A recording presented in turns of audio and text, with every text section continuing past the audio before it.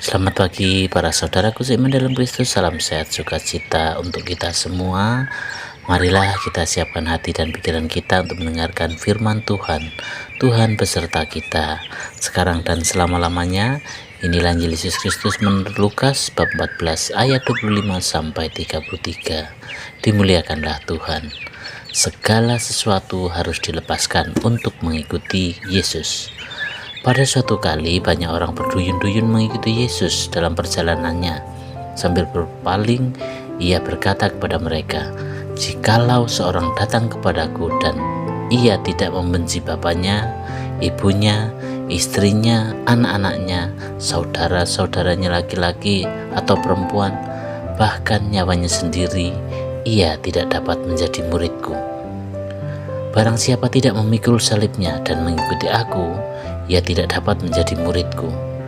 Sebab siapakah di antara kamu yang kalau mau mendirikan sebuah menara, tidak duduk dahulu membuat anggaran biayanya? Kalau cukup uangnya untuk menyelesaikan pekerjaan itu, supaya jikalau ia sudah meletakkan dasarnya dan tidak dapat menyelesaikannya, jangan-jangan semua orang yang melihatnya mengejek dia, sambil berkata, 'Orang itu mulai mendirikan, tetapi ia tidak sanggup menyelesaikannya.' Atau raja manakah yang kalau mau pergi berperang melawan raja lain, tidak duduk dahulu untuk mempertimbangkan apakah dengan 10.000 orang ia sanggup menghadapi lawan yang mendatanginya dengan 20.000 orang? Jikalau tidak, ia akan mengirim utusan selama musuh itu masih jauh untuk menanyakan syarat-syarat perdamaian.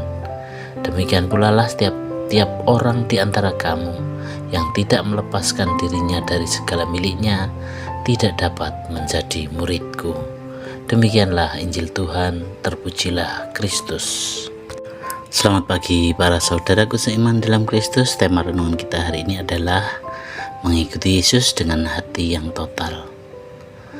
Demikian juga setiap orang di antara kamu yang tidak melepaskan dirinya dari segala miliknya tidak dapat menjadi muridku. Saudara-saudari yang terkasih dalam Kristus, dalam bacaan Injil hari ini Yesus berbicara dengan tegas tentang menjadi muridnya. Ia tidak menjanjikan jalan yang mudah.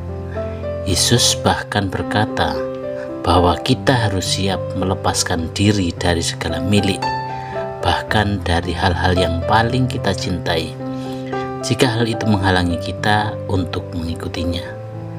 Sekilas kata-kata ini terdengar keras. Bagaimana mungkin kita meninggalkan keluarga atau harta kita?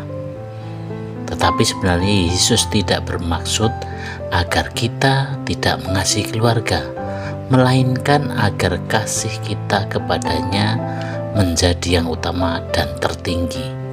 Ini artinya semua keputusan hidup kita seharusnya berakar pada kasih kepada Yesus.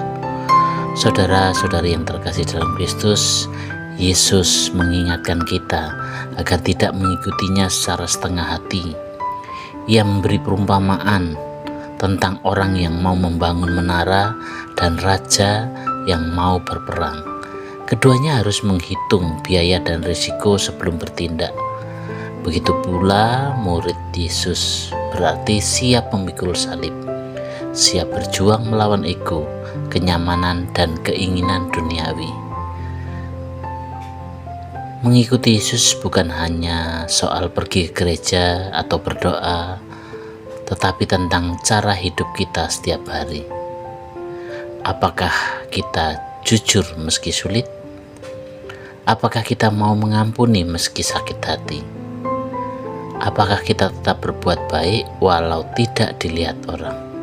Semua itu adalah bentuk memikul salib kita masing-masing dan tetap setia kepada Yesus.